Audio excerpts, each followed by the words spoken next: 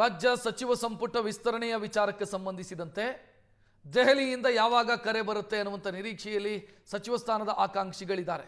ಮುಖ್ಯಮಂತ್ರಿಗಳನ್ನು ಯಾವಾಗ ಕರೀತಾರೆ ಅಂತ. ಇವತ್ತು ಮಧ್ಯಾಹ್ನ 2:30ಕ್ಕೆ ದೆಹಲಿಗೆ ತೆರಳುತ್ತಾರೆ ಮುಖ್ಯಮಂತ್ರಿ ಅನ್ನುವಂತ ಮಾಹಿತಿ. ಇವತ್ತು 2:30ಕ್ಕೆ ಮುಖ್ಯಮಂತ್ರಿ ಡಿ ಕೆ ಶಿವಕುಮಾರ್ ದೆಹಲಿಗೆ ತೆರಳುತ್ತಾರೆ ಅನ್ನೋ ಮಾಹಿತಿ ಲಭ್ಯ ಆಗ್ತಾ ಇದೆ.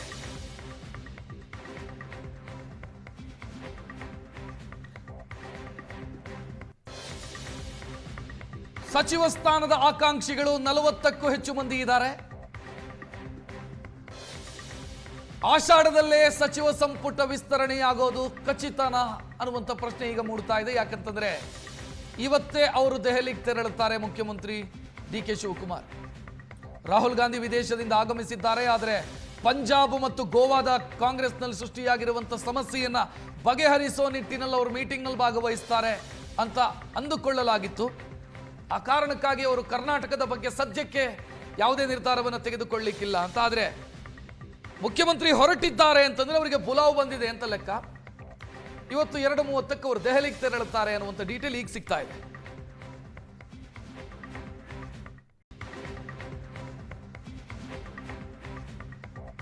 ಇವತ್ತು 2:30ಕ್ಕೆ ಮುಖ್ಯಮಂತ್ರಿ ಡಿ ಕೆ ಶಿವಕುಮಾರ್ ದೆಹಲಿಗೆ ತೆರಳುತ್ತಾರೆ ಅನ್ನೋ ಮಾಹಿತಿ ಲಭ್ಯ ಆಗ್ತಾ ಇದೆ.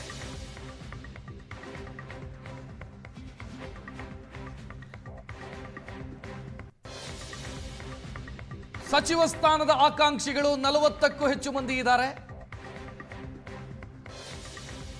ಆಷಾಢದಲ್ಲೇ ಸಚಿವ ಸಂಪುಟ ವಿಸ್ತರಣೆಯಾಗೋದು ಖಚಿತನಾ ಅನ್ನುವಂಥ ಪ್ರಶ್ನೆ ಈಗ ಮೂಡ್ತಾ ಇದೆ. ಯಾಕಂತಂದ್ರೆ ಇವತ್ತೇ ಅವರು ದೆಹಲಿಗೆ ತೆರಳುತ್ತಾರೆ ಮುಖ್ಯಮಂತ್ರಿ ಡಿ ಕೆ ಶಿವಕುಮಾರ್.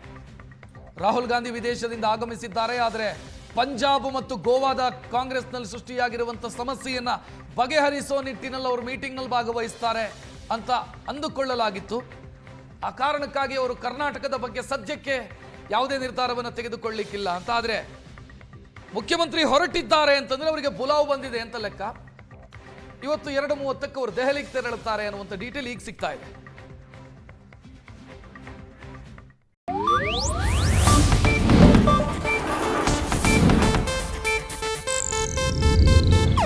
ಇದು ಏಷ್ಯಾನೆಟ್ ನ್ಯೂಸ್ ನೆಟ್ವರ್ಕ್ ಪ್ರಸ್ತುತಿ.